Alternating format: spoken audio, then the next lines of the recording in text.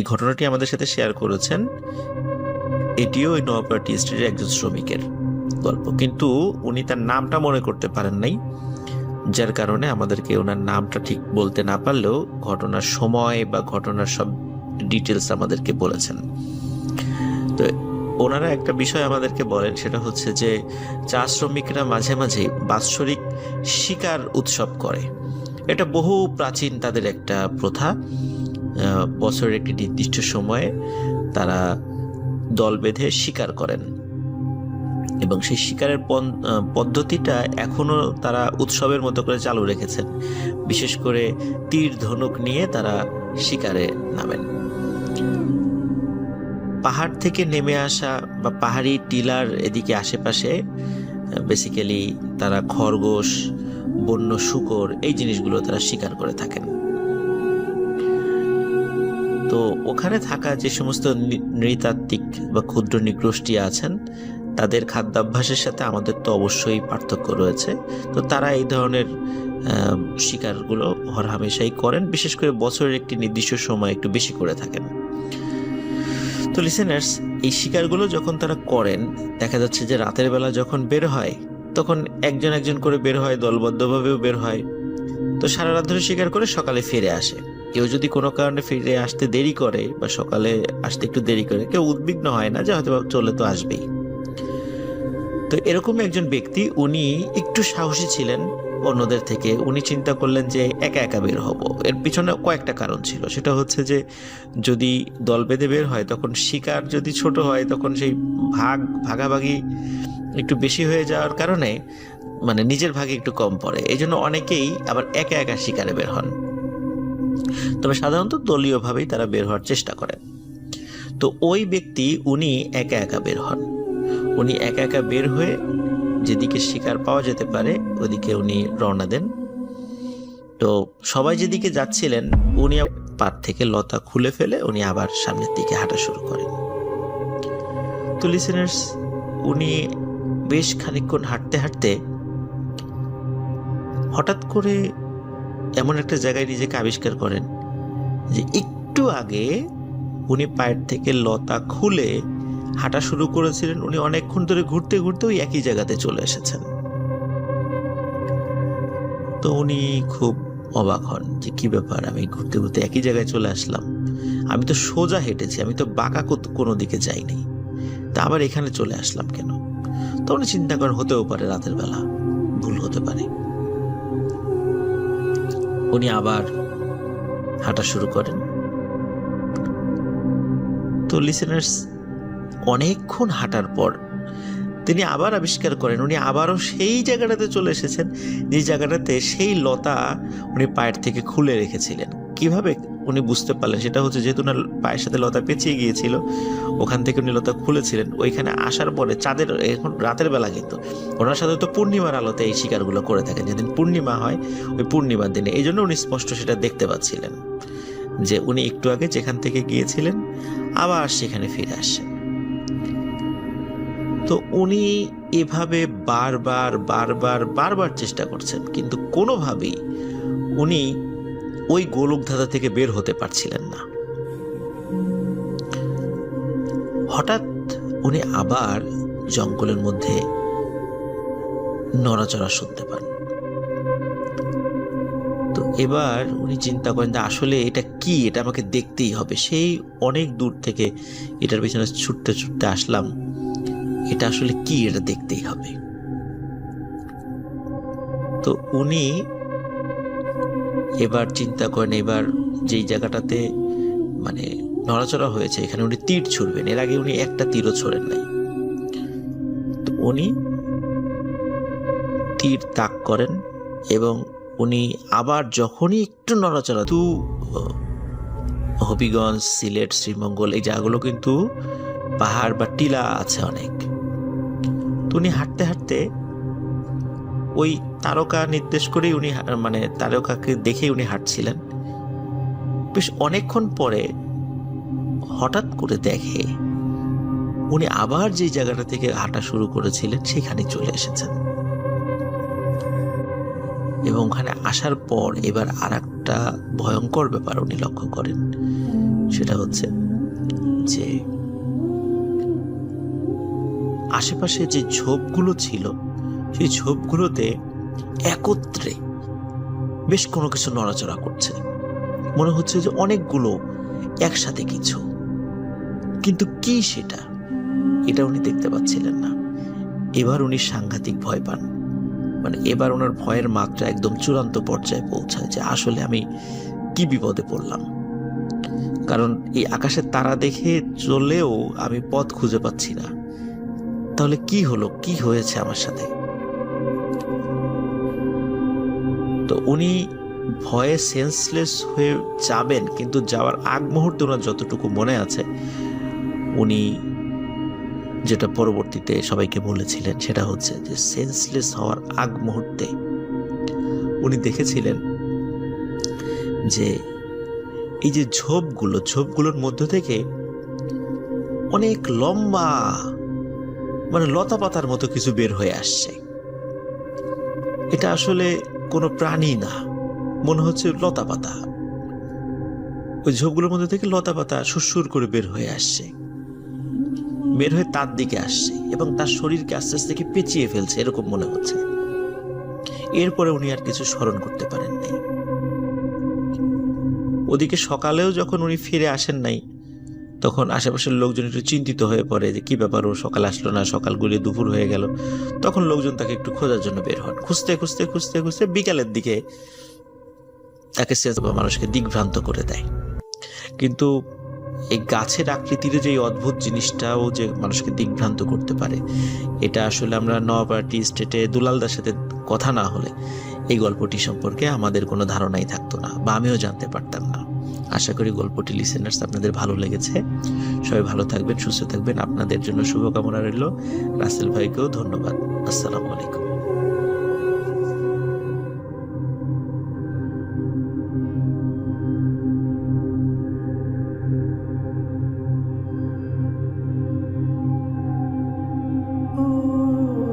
আসসালামু আলাইকুম প্রিয় লিসেনার, আশা করি সবাই ভালো আছেন। আমি গোলাম রাব্বি আছি আপনাদের সাথে একটি নতুন ঘটনা শোনার জন্য। ঘটনাটি 1992 সালের দিকে ঘটে। আমাকে যিনি ঘটনা শেয়ার করেছেন উনি ওনার নাম প্রকাশ করতে অনিচ্ছা প্রকাশ করেছেন, সেজন্য আমি ওনার নাম প্রকাশ করছি না। যাকে নিয়ে ঘটনা ঘটে ওনার নাম ধরে নিচ্ছি কালু। কালু তখন ক্লাস 9-এ পড়ে। ওর স্কুলে ওরা বন্ধুরা প্রতি বছর একত্র হয়ে একটা বনভোজনের আয়োজন করে, যেখানে একজন পার্টিসিপেন্ট এক একটা জিনিস দেয়। একজন চাল, একজন ডাল, একজন তেল, আর একজন মাংস। তো যথারীতি কালুর উপর দায়িত্ব পড়ে মাংস দেওয়ার। মাংসটা কেন কালুর উপর দেওয়ার দায়িত্ব পড়ে সেটার বিষয়টা একটু আলাদা। কালুর ফ্যামিলি অর্থাৎ কালুর বাবা, সে আসলে চুরি পেশার সাথে সম্পৃক্ত ছিল, সেজন্য কালু কিছুটা চুরি বিদ্যা রপ্ত করতে পেরেছিল, আর তার জন্য কালুর উপর মাংস দেওয়ার দায়িত্ব পড়ে। তো যথারীতি কয়েক ঘন্টার মধ্যে সবাই সবার জিনিসগুলো ওখানে জমা দেয় এবং কালু তার কথা মতো একটি মুরগি ওখানে জমা দেয়। তো কালু মুরগি যেটি চুরি করেছে সেটি যে বাড়ি থেকে করেছে, সেখানকার এক বন্ধু ওদের টিমের মধ্যে ছিল।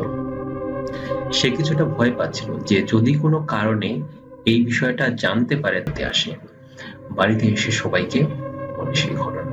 এরপর যাদের কাছে আজিজ ঘটনাটা বলে, তারা একটা দাও নিয়ে ওইখানে গিয়ে হাজির হয় এবং তারা ওই সেই ভয়ানক দৃশ্য দেখতে পায় যে কালু গাছের ডালে গলায় দড়ি দিয়ে ঝুলে আছে, তার সে ভয়ানক চেহারা, চোখ লাল হয়ে আছে এবং বাইরে বের হয়ে আছে, এইরকম অবস্থা। তারপর তাকে ধরাধরি করে ওই গাছ থেকে নামানো হয়। সে গাছ থেকে নামার পরে শুধু চিৎকার করতে থাকে, আমাকে ছেড়ে দাও, আমি চলে যাব, আমাকে ছেড়ে দাও, আমি চলে যাব। সবাই অবাক হয়ে জিজ্ঞেস করে, তুই কোথায় চলে যাবি? সে আর কোনো উত্তর দিচ্ছে না, শুধু সবাইকে গালাগালি করছে আর বলছে, আমাকে ছেড়ে দাও, আমি চলে যাব। এরপর সবাই ওকে জোর করে ধরে বাড়িতে নিয়ে আসে। বাড়িতে নিয়ে এসে একটা রুমের ভিতরে ওকে রাখা হয়। তো ওই বাড়িতে ছোট ছেলে মেয়ে যারা ছিল, তারা দরজার ফাঁক দিয়ে বা জানলা দিয়ে ভিতরে দেখতো কালু ভিতরে কি করে।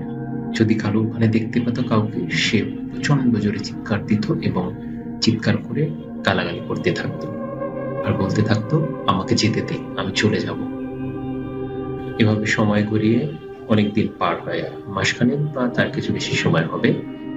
এরপরে কালু আস্তে আস্তে সুস্থ হতে থাকে। তখন সবাই তাকে জিজ্ঞাসা করে, আসলে তোর সাথে কি হয়েছিল, কেন তুই আত্মহত্যা করতে গিয়েছিল? কালু তখন তুলে ধরে তার সাথে ঘটে যাওয়া সেই ঘটনা। সে বলে, আমাকে যখন ওখানে বেঁধে সবাই রেখে আসে তখন আমার খুব খারাপ লাগছিল। আমার স্কুলের বন্ধু বান্ধব আমাকে দেখতে আসতো এবং এসে আজে বাজে কথা বলতো, আমাকে গালাগালি করতো। আমার খুব খারাপ লাগছে, সেজন্য আমি কান্নাকাটি করছিলাম অনেকক্ষণ থেকে। তারপরে সবাই যখন ওখান থেকে চলে আসে, তখন যখন সন্ধ্যা নামে আমি দেখতে পাই দূর থেকে সাদা কাপড় পরা একজন কেউ আমার দিকে এগিয়ে আসছে। আমি দেখে প্রচন্ড ভয় পেতে থাকি। অবয়ব দেখে আমি বুঝতে পারি না সে আসলে পুরুষ না মহিলা। তো একসময় তার ভয়েস শুনে বুঝতে পারি একজন মহিলা। সে আমাকে বলছে, তখন 3 আগস্ট আজকে, তো 4 আগস্ট আমার জন্মদিন, তাই ভাবলাম যে জন্মদিনের আগে একটা ঘটনা পাঠিয়ে দিই, তাই আসলে এই ঘটনাটি পাঠানো। তো আজকে মূলত আমি একটি ঘটনা নয়, 2টি ঘটনা শেয়ার করব, এবং এই 2টি ঘটনাই কিন্তু বাজার কেন্দ্রিক এবং গ্রামের বাজার কেন্দ্রিক। তো প্রথম যে ঘটনাটি আমি বলতে যাচ্ছি সেটি আমাদের রংপুর বিভাগের নীলফামারী জেলার কিশোরগঞ্জ উপজেলার, অর্থাৎ মানে কিশোরগঞ্জ আমাদের গ্রামের বাড়ি। তো আমার গ্রামের বাড়ি একটি ঘটনা, মানে সেই এলাকার ঘটনা। তো এই ঘটনাটি আমি কালেক্ট করেছি আমার আম্মুর খালাতো ভাইয়ের কাছ থেকে। তার নাম মোহাম্মদ খলিলুল্লাহ ইব্রাহিম এবং তিনি বর্তমানে একজন আলিমের স্টুডেন্ট এবং তিনি এই বছর আলিম পরীক্ষা দেবেন। তো তিনি আসলে মূলত আমাকে 2015 সালে বলেন যে ভূত এফএম নামে একটা শো রেডিও ফুর্তি দিয়ে হয়, এবং আমি মূলত তার কাছ থেকে শুনেই আসলে ভূত এফএম শোনা শুরু করি। সেই 2015 সাল থেকেই শুনছি নিয়মিত। তারপর অবশ্য মাঝখানে ভূত এফএম বন্ধ হওয়ার কারণে প্রায় অনেকদিন জানতাম না যে ভূত.com নতুন করে শুরু হয়েছে। আমি গত বছরের সেপ্টেম্বর না অক্টোবরে সম্ভবত ফেসবুকে আপনাদের গ্রুপ দেখতে পেয়ে তখন জানতে পারি যে আপনি আসলে নতুন একটি শো শুরু করেছেন। তো আসলে ভূমিকায় অনেক কিছুই বলে ফেললাম, আমি আর ভূমিকা বাড়াবো না, আমি সরাসরি আমার প্রথম ঘটনাটি এখন শেয়ার করব। তো প্রথম ঘটনাটি তো আমাকে সেই খলিল মামা দিয়েছেন। তাদের বাড়িটি হচ্ছে কিশোরগঞ্জ উপজেলার দুরাকুটি নামক একটি গ্রাম, সেই গ্রামে। এবং ওই গ্রামে একটি বাজার রয়েছে, বাজারটির নাম হচ্ছে নান্নুর বাজার।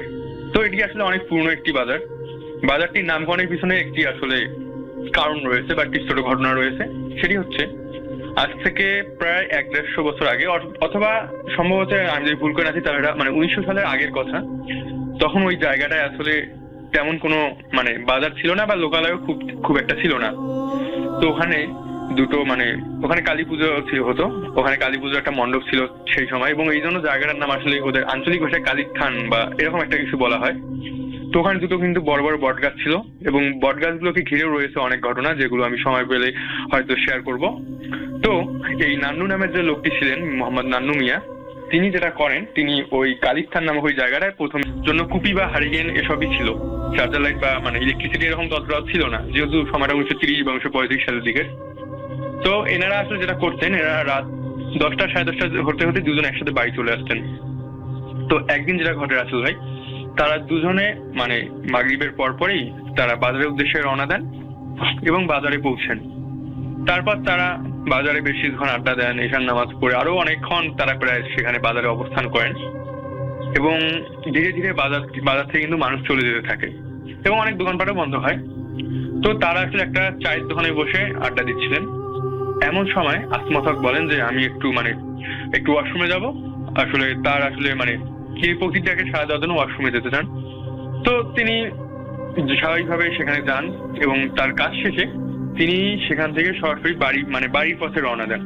মানে এখানে বাজারে যে আজমল হক ছিলেন, আজমল হকের কথা তার মনেই ছিল না।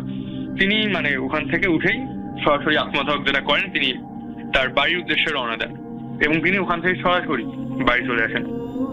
তো অনেকক্ষণ হয়ে যায়, 5 মিনিট 10 মিনিট এভাবে করতে করতে প্রায় 1-1.5 ঘন্টা হয়ে যায়। তো আজমল হক এখন চিন্তা করেন যে আসমাত হক কি তাহলে বাড়ি চলে গেল তাকে ফেলে, নাকি তার কোনো বিপদ আপদ হলো কিনা। কারণ যেহেতু রাতের বেলা, এবং তখন অনেক ডাকাতও মানে আমরা জানি যে একটা সময় বাংলাদেশে অনেক ডাকাত ছিল, রাতের বেলা রাতের অন্ধকারে মানুষকে ইয়া করতো।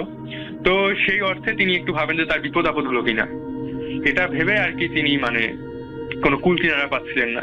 আরো কিছুক্ষণ থাকার পর যখন চায়ের দোকানওয়ালা আবার যেটা করতেন, কয়েকটা দোকানের লোক আবার দোকানের ভিতরেই থাকতেন, তারা নিজেদের দোকানের ভিতরে। তো চায়ের দোকানওয়ালা দোকান বন্ধ করবেন, এজন্য আজমল হক যেটা করেন, তিনি দোকানওয়ালার বিল পরিশোধ করে দিয়ে তিনি ভাবেন যে যাই বাড়ি গিয়ে দেখি কি হয়। তো তিনি রাসেল ভাই যেটা ঘটে, তিনি যখন উঠবেন, অর্থাৎ তিনি যখন চায়ের দোকানের বেঞ্চি থেকে উঠেন, তিনি ওঠার সাথে সাথেই দেখেন যে দূর থেকে আজমল হক তার দিকে এগিয়ে আসছে। তো তিনি এটা দেখার পরে একটু চিন্তামুক্ত হন যে যাক, আজমল হক তাহলে সুস্থ স্বাভাবিকভাবেই রয়েছেন, তার কোনো ক্ষতি বা বালা মুসিবত কিছু হয়নি। এরপরে তিনি তাকে বলেন, কি তুমি কোথায় গিয়েছিলে? আমি তো তোমার চিন্তায় অস্থির হয়ে গিয়েছিলাম, তুমি কোথায় ছিলে? পরে একটা প্রাইমারি স্কুল রয়েছে এবং প্রাইমারি স্কুলের সামনে অনেক বড় ফাঁকা মাঠ আছে, এবং সেই প্রাইমারি স্কুলটি পার হওয়ার পরে একজনের আম বাগান রয়েছে। ওই আম বাগানটা পার হওয়ার পরেই আসলে হাইওয়ে রোড ওঠে এবং সেখান থেকে বাজারে আসতে হয়। তো এই ছেলেটা যার ঘটনা আমি বলছি, তার নামটি আমি এই মুহূর্তে মনে করতে পারছি না, তো আমি তাকে একটি ছদ্মনাম দিচ্ছি যে আবির। তো আবির নামক এই ছেলেটি, তার বাবার বড়বিটা বাজারে দোকান ছিল। তো উনি কি করতেন যে আবিরের বাবা, উনি প্রায় রাতের বেলা দোকানে থাকতেন, কারণ বোঝেনি তো দোকান যখন কারো থাকে, অনেকে দেখা যায় দোকানেই থাকে। তো তার একটি মুদির দোকান ছিল। তো সেদিন আবির বেসিক্যালি যায় যে বাড়িতে বাজার সদাই নিয়ে, তার মা তাকে বাজার সদাই করতে পাঠিয়েছেন, তো তার বাবার কাছ থেকে আর কি খরচ করে নিয়ে সে বাড়ি আসবে। তো তার বাবা সে একটু ব্যস্ত থাকার কারণে ছেলেকে আসলে শুরুতে খরচ করে দিতে পারেননি। দোকান যখন বন্ধ করার সময় হয়, তখন প্রায় রাত আনুমানিক 10টা বা 10:30 বাজে, তখন তিনি আসলে তার ছেলেকে খরচ করে দেন এবং তারপর তার ছেলেকে বলেন যে তুমি কি বাড়ি যেতে পারবে না, আমি এগিয়ে দিয়ে আসবো। তার ছেলে স্বাভাবিকভাবে বলে যে না, আমি একা যেতে পারবো। আবির যথেষ্ট সাহসী একজন ছেলে ছিল। তো সে এরপর যেটা করে, ব্যাগ নিয়ে সরাসরি বাড়ির দিকে রওনা দেয়। তো ব্যাগে তখন আসলে তার বেশ কিছু খরচের সাথে মাছ ছিল অবশ্য। তো এই মাছের জন্য মূলত তার সাথে একটি খুব খারাপ একটি ঘটনা ঘটে যায়। সে যখন হাইওয়ে থেকে নেমে আমবাগানটি পার হয়ে যখন স্কুলের মাঠটি অর্ধেকের মতো পার হয়েছে, এরকম সময় হঠাৎ করে সে আসলে নিজেকে ভরশূন্য অনুভব করতে থাকে। তার মনে হয় যে তার কোনো ভর নেই, মূলত মহাকর্ষ বলহীন বা ওজনহীন তিনি নিজেকে অনুভব করা শুরু করেন। এটি অনুভব যখন তিনি করেন, তখন তার আসলে মাথাটা একটু ঘুরে ওঠে এবং তিনি এরপর যেটা দেখেন যে তিনি শূন্যে ভাসছেন এবং ভেসে কোথাও চলে যাচ্ছেন। এবং তিনি তখন পিছনে ফিরে দেখেন যে তার হাতে যে ব্যাগটি ছিল, সে ব্যাগটি মাটিতে পড়ে গেছে এবং সবকিছু ছিন্ন ভিন্ন হয়ে বিভিন্ন জায়গায় ছড়িয়ে ছিটিয়ে আছে। এবং এটা যখন তিনি দেখেন, তিনি আসলে নিজেকে সামলাতে পারেন না, তিনি সাথে সাথে সেন্সলেস হয়ে যান। এবং তিনি কতক্ষণ সেন্সলেস হয়েছিলেন জানেন না। তিনি যখন তার সেন্স ফিরে পান, তখন তিনি তাকে আবিষ্কার করেন যে তিনি একটি মসজিদের সামনে তিনি গেটের সামনে তিনি পড়ে আছেন। তো এটা দেখার পর তিনি আসলে নিজেকে কন্ট্রোল করতে পারেন না। তিনি একটি সিএনজি টাইপের একটা কিছু একটা সিএনজি তার সামনে এসে ওই দিক দিয়ে যাচ্ছিল। তখন আসলে ওই দোকানে যে 2-1 লোক ছিল, তারাই আসলে সিএনজিটি থামিয়ে দেয় এবং জানতে পারে যে সেই সিএনজিটা জলঢাকা যাবে। তো জলঢাকা যেতে গেলে কিন্তু বড়বিটা পার হয়ে জলঢাকা যেতে হয়। তো তখন তারা আসলে তাকে সেই সিএনজিতে তুলে দেয় এবং বলে যে ঠিক আছে, তুমি এখন বাড়ি যাও, তাকে আসলে বাড়ি পাঠিয়ে দেয়। তো সে তারপরে সিএনজিতে করে বড়বিটা বন্ধ চলে আসে এবং বড়বিটা একদম মেইন বাজারে এসে নামে। তখন প্রায় রাত 2টা না, তখন প্রায় রাত 1:30-2টার মতো বেজে গেছে। এবং সে বাজারে নেমে দেখতে পারে যে একদম পুরো বাজার ফাঁকা, তেমন কোনো দোকান খোলা নেই, শুধু বাস কাউন্টারে কয়েকজন হয়তো বসে আছে, হয়তো একটা বাস আসবে জন্য। এরপরে তিনি সরাসরি তার বাড়ির দিকে পা বাড়ান এবং তিনি এভাবে বলেন যে তিনি কয়েক কদম শুধু পা এগিয়েছেন এবং এমন সময় হঠাৎ করে তার মাথাটা ঘুরে যায় এবং সে চোখ বন্ধ করে ফেলে এবং চোখ খুলে দেখতে পান তিনি তার বাড়ির আঙিনার সামনে পড়ে আছেন। তো তিনি আসলে তার বাড়ির আঙিনা পর্যন্ত কিভাবে আসলেন সেটাও তিনি বলতে পারেন না। এবং তিনি এরপরে তার মা বাড়ির সামনে প্রবেশ করে মা বলে ডাক দেয় এবং তার মা বাড়ি থেকে চিৎকার করতে করতে বেরিয়ে আসেন এবং বলেন যে তারা ভেবেছে যে সে হয়তো হারিয়ে গেছে, এজন্য তার বাবাকে খবর দেওয়া হয় এবং তার বাবা আসে এবং এখন তার বাবা তার চাচাদেরকে সহ তাকে বিভিন্ন জায়গায় খুঁজতে গেছেন। তো সে কোথায় গিয়েছিল, কি করেছিল, স্বাভাবিকভাবে মায়েরা সব প্রশ্ন করে, তাকে প্রশ্ন করা হচ্ছিল এবং দেখা যায় যে তাদের বাড়িতে প্রায় ভিতরে অনেক তাদের বেশ কিছু স্বজন বা নিকটাত্মীয়রা যাদের বাড়ি আশেপাশে ছিল, তারা চলে এসেছে এবং বাড়িতে প্রায় একটা হই রই অবস্থা তৈরি হয়ে গেছে তাকে নিয়ে। তো এটা যখন সে দেখে, সে তখন তার মাকে সবকিছু খুলে বলে। তো তার মা প্রথমে বিশ্বাস না করলো, পরে ছেলে যেভাবে বলে বা ছেলের আতঙ্কগ্রস্তটা দেখে তার মা আসলে এগুলো বিশ্বাস করে নেয় এবং তারপর তার মা তার যে বাকি বাড়িতে যে আত্মীয়রা ছিলেন তাদেরকে দিয়ে, পাশেই হচ্ছে ওই এলাকার মসজিদের ইমাম সাহেবের বাড়ি ছিল। তো এরপর আবিরের মা আসলে তার বাড়ির যে আত্মীয় স্বজনরা ছিলেন তাদেরকে দিয়ে সেই হুজুরকে ডেকে আনে, এবং হুজুর এরপর আসলে আবিরকে কিছু পানি পড়া দেয় এবং তারপর কিছু ঝাড়ফুঁক করে দেন, এবং তারপর আসলে আবির ঘুমিয়ে পড়ে। তো এরপর আসলে রাতে আর তেমন কোনো সমস্যা হয়নি। এরপর আবির যখন সকালে ঘুম থেকে ওঠে তখন তার গায়ে প্রচুর বসে আছে। সবাই জিজ্ঞেস করে, কি ব্যাপার, তুমি এখানে? বলে, হ্যাঁ আমি এখানে। তখন বলে যে, তুমি এখানে কিভাবে আসলা? তখন সুমন ভাইয়ের আম্মা বলে যে, আমি বাসার থেকে বের হয়ে প্রথমে পুকুর ধারে যাই, পুকুরের ঘাটে কিছুক্ষণ বসে থাকি, তারপরে আম গাছের নিচে কিছুক্ষণ বসেছিলাম। আম গাছের নিচে যখন আমি কিছু সময় বসেছিলাম তখন মনে হচ্ছিল আমার কানের কাছে কেউ ফিস ফিস ফিস ফিস করে কথা বলছে। তখন আমার একটু ভয় লাগে এবং পুকুরের ওই পাশে দেখি এই চাচির ঘরে আলো জ্বলছে, উনি জেগে আছে। তখন আমি এখানে চলে আসি এবং এসে দেখি যে উনি রান্নাঘরে রান্না করছে এবং ওনার সাথে বসে আমি গল্প করছি। তখন সুমন ভাইয়ের যে আত্মীয়া, যে মহিলারা যারা ভয়ঙ্কর একটি দৃশ্য দেখেছিলেন সুমন ভাইয়ের আম্মাকে নিয়ে, এই বিষয়টি সুমন ভাইয়ের আম্মাকে বলেন। সুমন ভাইয়ের আম্মা শুনে খুবই অবাক হন যে, আমি তো আসলে ওই জায়গাটার ফিসফিস শব্দ শুনে চলে এসেছি, নিশ্চয়ই আপনারা ভুল দেখেছেন বা কোনো প্যারানর্মাল কিছু বিষয় আপনাদের সামনে দৃষ্টিগোচর হয়েছে। যাই হোক, ওখান থেকে সুমন ভাইয়ের আম্মা চলে আসেন, আবার বাসায় চলে আসেন। এই রাত্রের পর থেকে নিয়ে সুমন ভাইয়ের আম্মার সাথে আরো কিছু ঘটনা ঘটতে থাকে। তেমনই কয়েকটি ঘটনা আমি এখন আবার আপনাদের সামনে বলতে যাচ্ছি। লিসেনার্স, একদিন সুমন ভাইদের বাসার কলে পানি উঠছিল না রাতের বেলা। এশার নামাজের সময় যখন বারবার কল চাপছিল সুমন ভাইয়ের আম্মা, কিন্তু পানি উঠছিল না। তখন সুমন ভাইয়ের আম্মা চিন্তা করলেন, ঠিক আছে পুকুর ঘাট থেকে আমি অজু করে আসি, যেহেতু ওনার বাসার পাশেই এই পুকুর ঘাটটি ছিল। তো উনি যখন পুকুর ঘাটে অজু করতে গিয়েছেন, অজু করে যখন উনি উঠে আসবেন, হঠাৎ দেখেন পুকুরের মাঝখান থেকে কিছু একটা সাঁতার কেটে কেটে আসছে, জাস্ট লাইক কুমির। কুমির যখন সাঁতার কেটে আসে তখন তার পিঠের একটা অংশ কিন্তু ভেসে থাকে, যেটা স্বাভাবিক পা চালিত রিক্সায় এত স্পিড হওয়ার কথা নয়।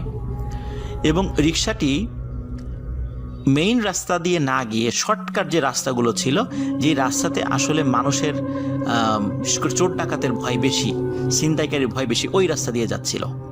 সুমন ভাইয়ের আব্বা এবং আম্মা স্পষ্টভাবে দেখতে পাচ্ছিলেন রাস্তার বেশ কিছু জায়গায় কিছু দুষ্টু লোক দাঁড়িয়ে আছে, যারা ছিনতাই করার নিমিত্তেই দাঁড়িয়ে আছে। কিন্তু তাদের পাশ দিয়ে রিক্সা চলে যাচ্ছে, তারা ভ্রুক্ষেপও করলো না। মনে হচ্ছিল যে তারা কিছুই টের পাচ্ছে না যে এই পাশ দিয়ে একটা রিক্সা যাচ্ছে, তারা কিছুই দেখছে না, এমনটা মনে হচ্ছে। রিক্সাওয়ালা যখন রিক্সা নিয়ে সুমন ভাইয়ের আব্বা এবং আম্মাকে তাদের বাড়ির সামনে নামিয়ে দেওয়ার সাথে সাথে উনি দ্রুত রিক্সা নিয়ে চলে যান। তো ওনাকে ডাকেন ভাড়ার জন্য, কিন্তু ভাড়া উনি নেন নেই। প্রিয় লিসেনার্স, এই ঘটনার মাধ্যম দিয়ে সুমন ভাইয়ের আম্মার সাথে ভয়াবহ একটি ঘটনার সমাপ্তি ঘটে। আশা করি ঘটনাটি ভালো লেগেছে। সবাই ভালো থাকবেন, সুস্থ থাকবেন।